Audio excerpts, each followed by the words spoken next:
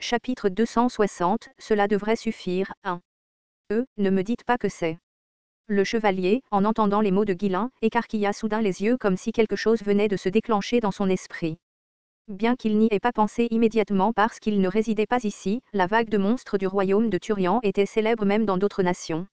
Une vague de monstres, comme son nom l'indique, faisait référence à une vague soudaine de monstres déferlant des montagnes de l'ombre.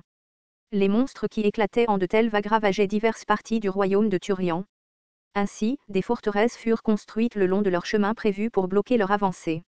Guilain hocha la tête avec insistance. Exactement.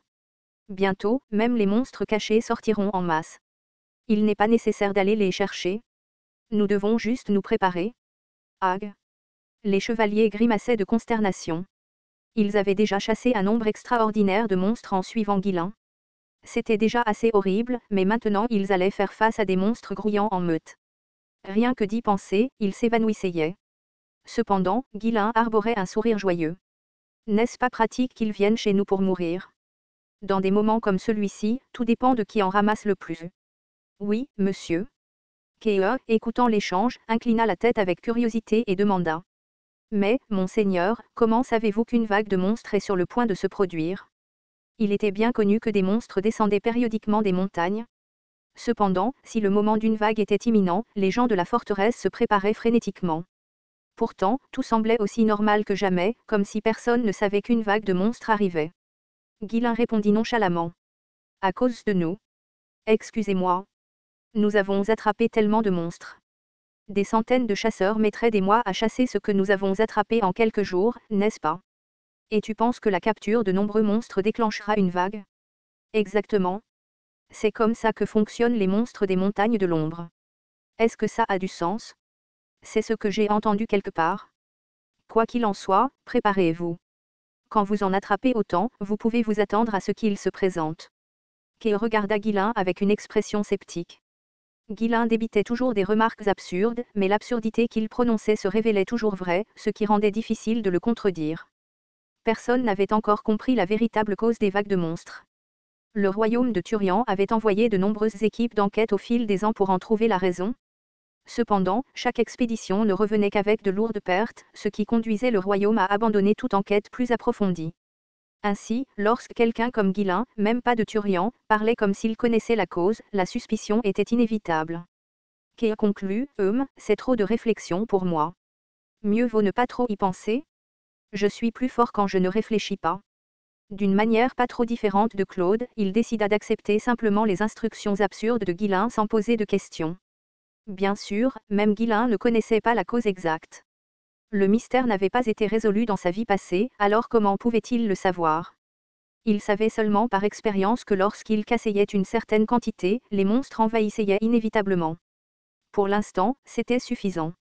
Vous tous, reposez-vous un peu et inspectez votre équipement. Nous devons être en pleine forme pour la bataille. Les chevaliers passèrent leur temps d'entretien personnel inattendu avec tristesse. L'idée de potentiellement combattre plus de monstres qu'ils ne l'avaient jamais fait auparavant était déjà épuisante. Vérifions les provisions dans l'entrepôt. Kea, viens avec moi. Laissant les chevaliers derrière eux, Guilain et Kea parcouraient la forteresse. Au début, Guilain, en tant que chef de leur groupe, avait été l'objet à la fois de méfiance et d'admiration. Mais depuis qu'il avait vaincu Donkar, c'était Kea qui attirait l'attention. Et le rouquin. Tu es incroyable.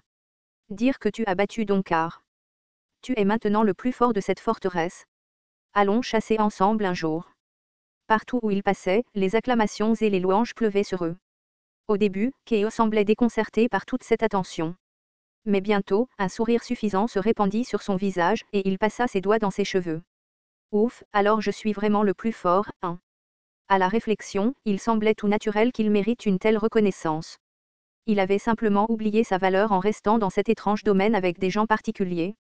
Pendant un bref instant, le souvenir du crash du dirigeable refit surface dans son esprit, mais il secoua la tête et essaya d'oublier. L'image désagréable du visage d'Alfoy qui lui vint à l'esprit l'irrita encore plus. Guilain, restant légèrement en retrait, permit à Keo de se prélasser sous les projecteurs. Il s'amuse vraiment. Il s'adaptera bien ici. Keo resterait à la forteresse dans un avenir prévisible, chassant des monstres et renvoyant les peaux et autres matériaux au domaine. Pour atteindre ses objectifs, il était crucial pour Keo de faire connaître sa présence.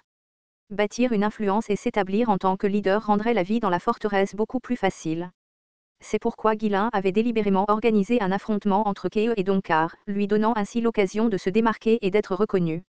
Keo se délectait de cette attention. Tout le monde le regardait avec admiration, comme s'il était quelqu'un d'extraordinaire. C'est incroyable.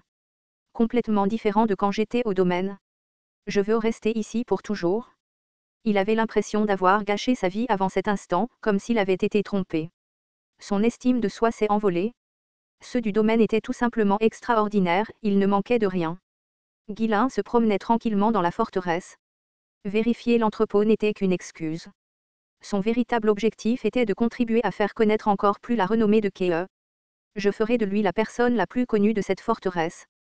Même ceux qui n'avaient pas assisté au combat de Keo contre Donkar en entendaient parler grâce au bavardage bruyant des autres, ce qui garantissait que son nom et son visage soient largement reconnus. Après un certain temps, alors que les deux erraient, la foule autour d'eux commença soudainement à murmurer et recula discrètement.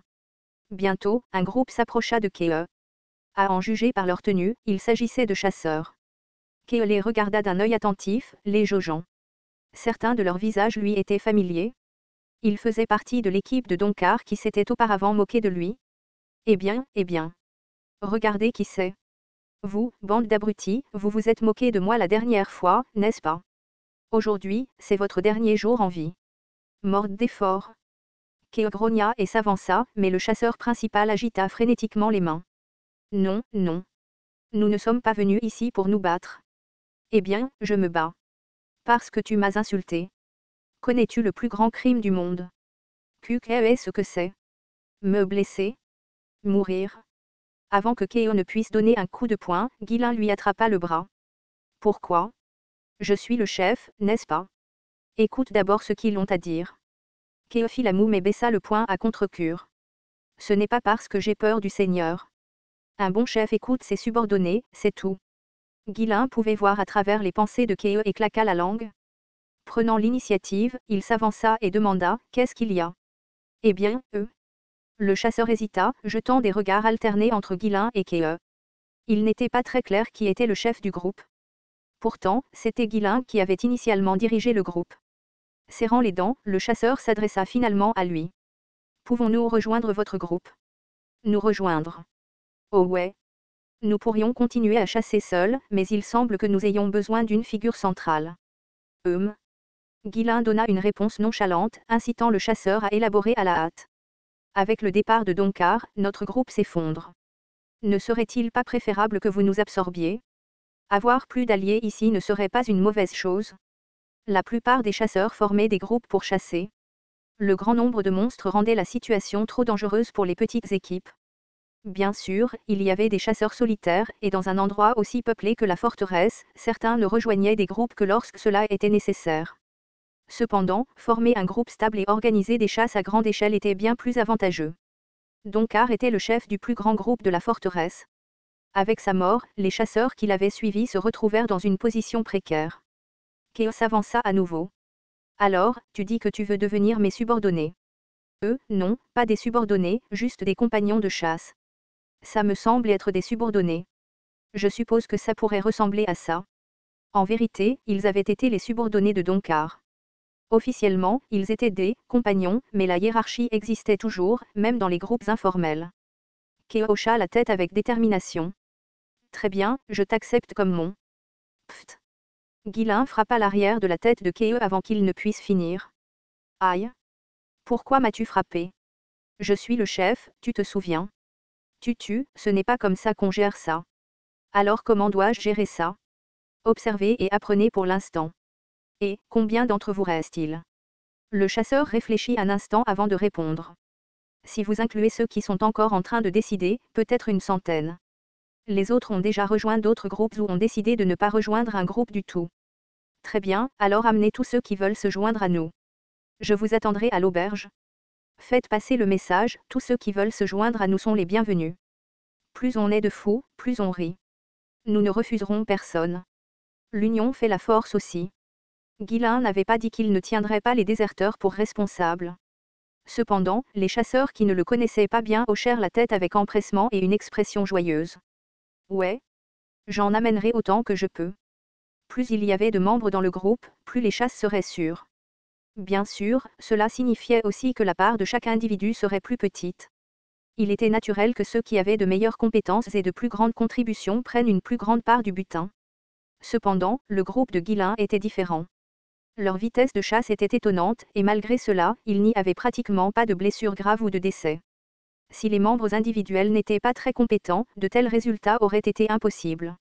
C'étaient des faits dont les chasseurs avaient déjà été témoins de première main. Ils pensaient qu'ils gagneraient décemment leur vie simplement en se joignant et en participant à quelques chasses. Bientôt, la nouvelle se répandit et les chasseurs envahirent l'auberge de Guillain. Rejoignez-nous. Je suis un excellent cuisinier. Je connais chaque centimètre de ce terrain. Avec mes compétences, je serai d'une grande aide. Environ 200 chasseurs se rassemblèrent, leurs bavardages et leurs autopromotions remplissant l'auberge de bruit.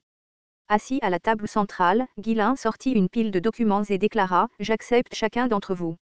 Ne vous inquiétez pas, mettez-vous simplement en rang. Commençons à signer ces contrats. Simple et audacieux. J'aime ça. Faisons-le. » Les chasseurs n'étaient pas étrangers au contrat. De tels documents étaient courants pour éviter les conflits lors de la distribution du butin après les chasses.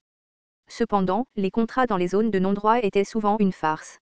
Qui adhérerait vraiment aux termes dans un endroit où la force dictait tout? En général, les problèmes étaient réglés par la force, peu importe ce que disaient les documents. Ignorant le penchant de Guillain pour résoudre les problèmes avec un pouvoir écrasant, les chasseurs considéraient les contrats comme une formalité. Waouh, les termes sont incroyables. Aussi impressionnants que leur talent de chasseur. Sûrement parce qu'ils gagnent autant.